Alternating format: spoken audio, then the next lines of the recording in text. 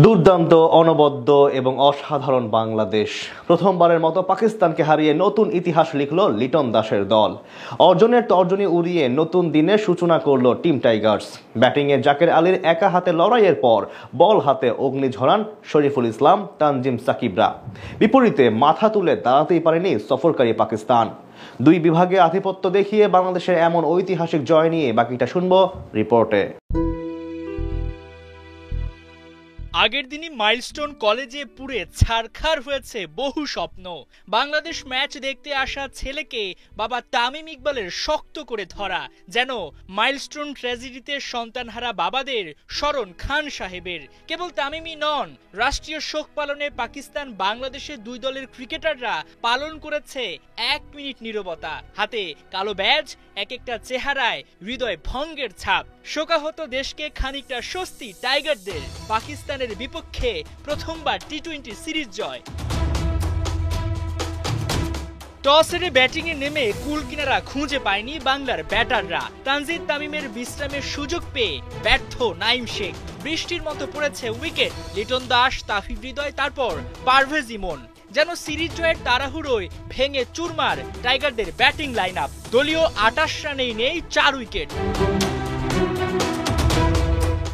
মুড়ি মুরকির মতো উইকেট হারানো টাইগারদের উদ্ধারে শেখ মেহেদী, জাকির আলীর শেকি চেষ্টা। ওপরে প্রমোশনের রিস্কটা কড়াই গন্ডায় পালন করেছেন টাইগার অলরাউন্ডার।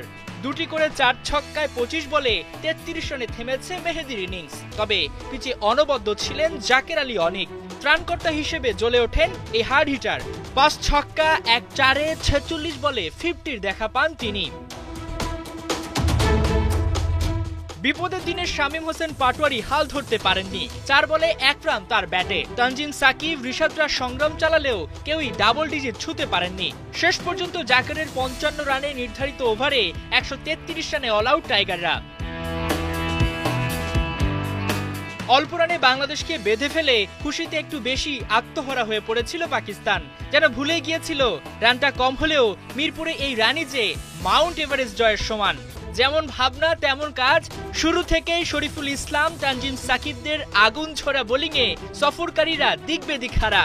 দলীয় 15 রানে গুনে গুনে ওদের 5খানা উইকেট তুলে নিল টাইগাররা।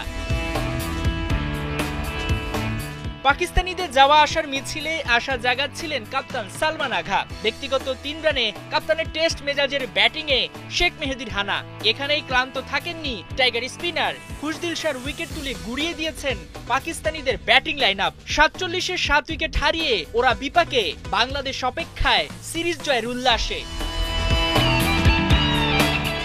তবে তাতে বাদ সাধেন ফাহিম আশরাফ, আব্বাস আফ্রিদি।